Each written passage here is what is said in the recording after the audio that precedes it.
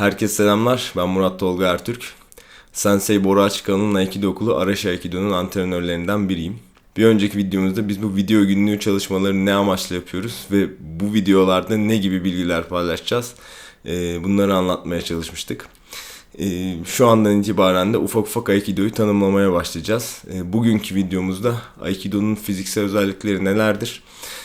Genel mekanik özellikleri, temellerini nereden alır, bunları anlatmaya gayret edeceğim. Lütfen izlemeye devam edin.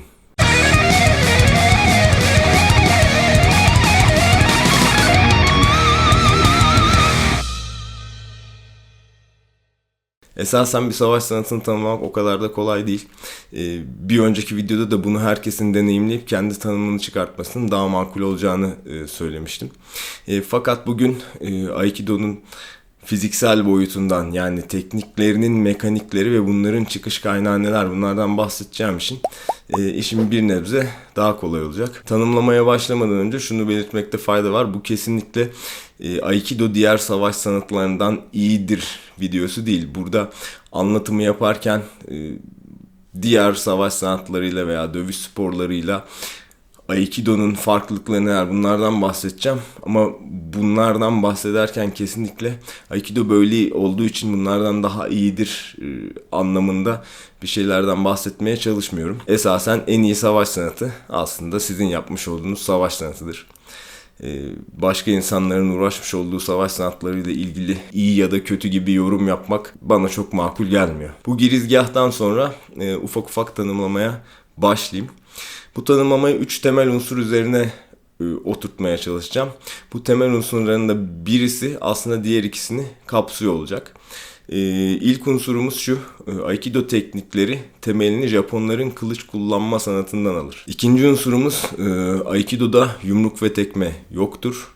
Üçüncü unsurumuz da Aikido'da blok yoktur. Zaten birinci unsur işin içine girdiği zaman ikinci ve üçüncü unsurlar da kendiliğinden aslında geliyor. Şimdi ufak ufak bunların ne olduğunu açıklamaya çalışayım.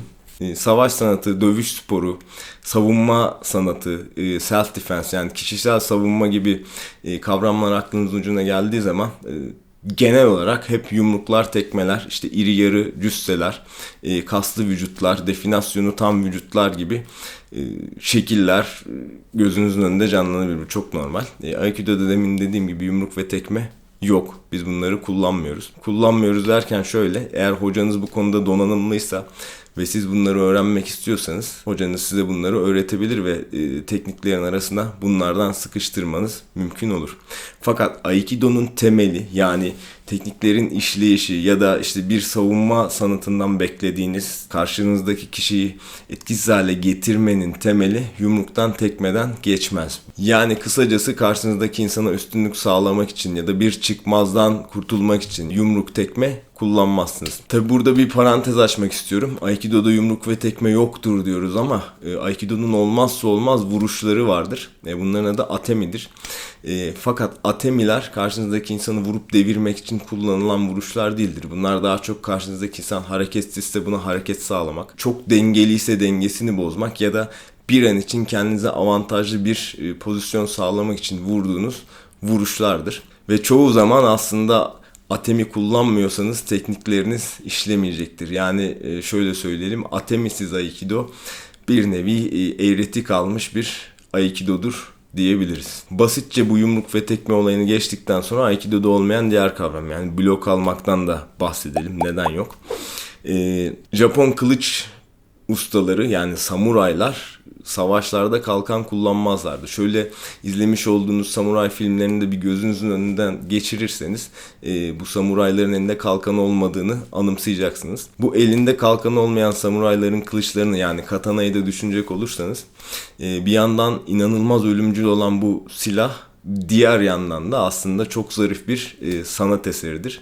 Ve aslında bu katanalar üzerlerine gelen kılıç darbelerini durdurmaya kalktıkları zaman hiç beklemediğiniz bir şekilde kırılma riskiyle karşı karşıya kalabilirler. Yani sonuç itibariyle aslında savaş alanındaki samurayın elindeki katana da yine başka bir samurayın elindeki katanayla çarpışacağı için burada el elden üstündür prensibi geçerli olacaktır ve kimin kazanacağı gerçekten hiç belli olmayabilir. Bu nedenle samuraylar kendi kılıçlarını kaybetme riskiyle karşı karşıya kalmamak için katanalarının başka bir samurayın katanasıyla çarpışmasını istemezler. Bu riski kesinlikle almaktan kaçınırlar. Uzun lafın kısası, elinde kalkanı olmayan samuraylarımız üzerlerine gelen kılıç darbelerinde kendi kılıçlarıyla durdurmaz. Bunun yerine bu kılıca yol verip kendilerini avantajlı pozisyona geçirip kesişlerini yapıp işlerini bitirirler. Aslına bakacak olursanız bu bloklama hareketi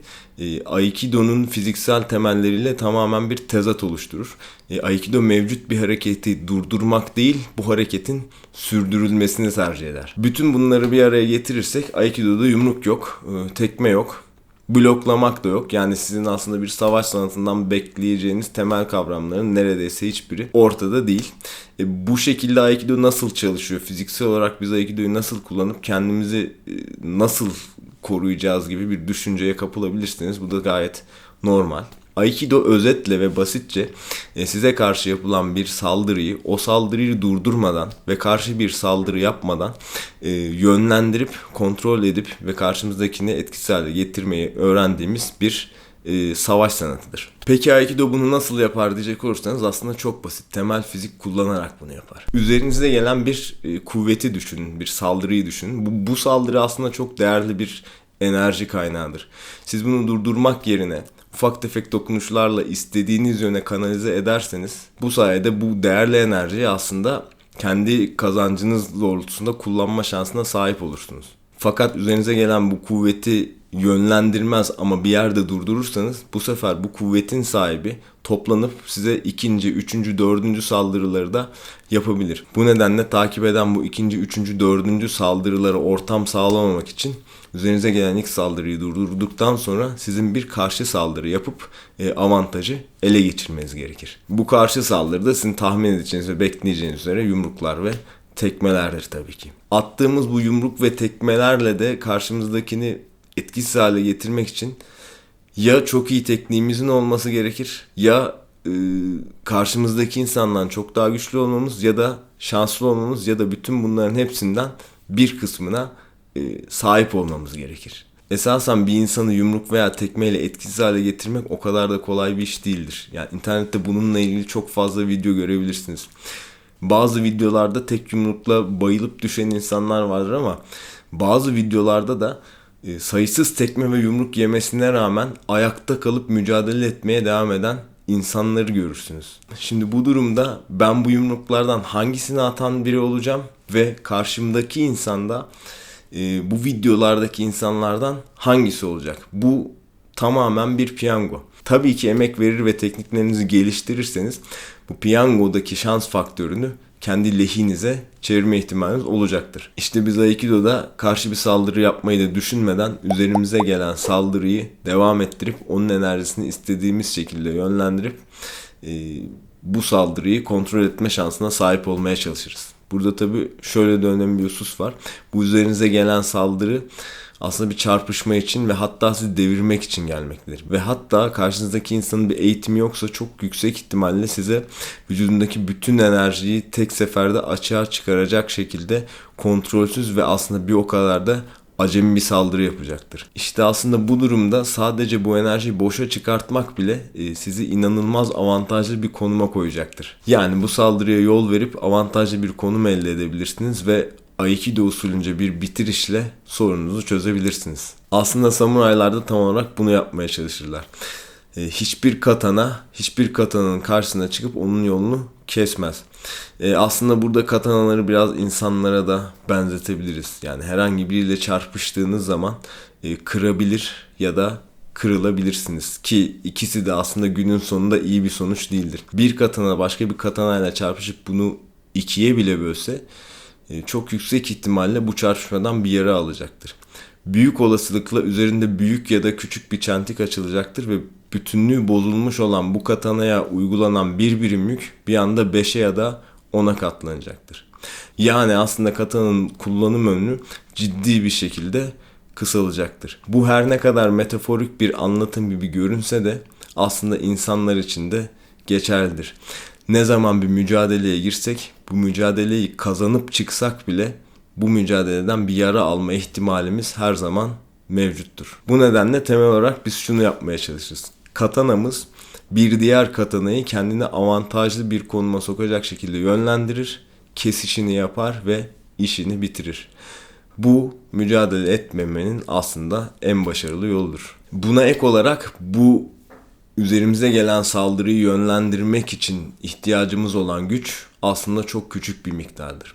Yani bu güç herkeste mevcuttur. Vücudunuzu bir yerden başka bir yere rahatlıkla taşıyabiliyorsanız o zaman aslında bu güce sahipsiniz demektir. Yani Aikido yapmak için aslında öyle hacimli kaslara falan ihtiyacınız yoktur. Bütün bunları birleştirdiğiniz zaman da Aikido'nun merkezine gücü hiçe sayma prensibini oturtabilirsiniz. Yani kendinizden çok daha güçlü birini bile tekniklerinizi uygun şekilde uygulayarak etkisiz hale getirme şansına sahipsiniz. İşte Aikido nedir diye sorulduğunda bazen şöyle bir tanım yapılır. Aikido karşınızdakinin enerjisini kullanarak onu etkisiz hale getirme sanatıdır. Şimdi bunu böyle söyleyince aslında çok klişe gibi görünmekle birlikte bir yandan da aslında bu gerçeğin ta kendisi olmuş oluyor. Bütün bunları anlattıktan sonra tabii ki şu bilgiyi de vermeliyiz. Aikido öğrenmek ya da Aikido'da uzmanlaşmak gerçekten çok uzun yıllar süren bir çalışma gerektirir.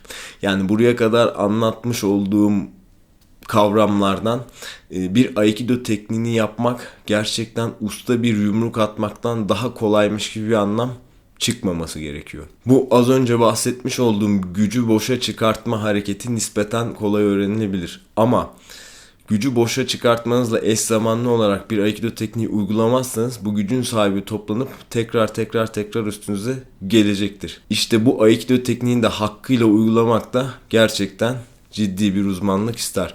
Yani bugün dojoya girseniz bugünden yarına bu bahsetmiş olduğum kavramlarda ustalaşmanız gerçekten mümkün değil. Aikido uzun süren ve disiplinli bir çalışma gerektiren bir savaş sanatıdır. Bu noktanın üzerinde durduktan sonra Aikido'nun fiziksel işleyişiyle ilgili de temel olarak anlatacaklarımızın sonuna gelmiş bulunuyoruz. Dojo'da çekeceğimiz teknik videolarıyla da bu bahsetmiş olduğumuz kavramları mümkün olduğunca detaylandırıp sizlere sunmak için elimizden geleni yapacağız. Bu ana kadar bizi izlediyseniz teşekkür ederiz.